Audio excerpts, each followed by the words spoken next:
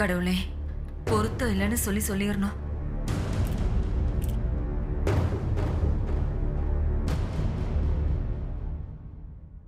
ஐயா, அழகருங்கிற ஜாதகத்துக்கும் பூங்கொடிங்கிற ஜாதகத்துக்கும் பொருத்தம் பார்க்கையில் 10க்கு 6 பொருத்தம் இருந்தாலும் முக்கியமான பொருத்தம்னு சொல்லக்கூடிய தின பொருத்தமும் ரஜ்ஜி பொருத்தமும் இல்லாமல் இருக்குங்க ஐயா.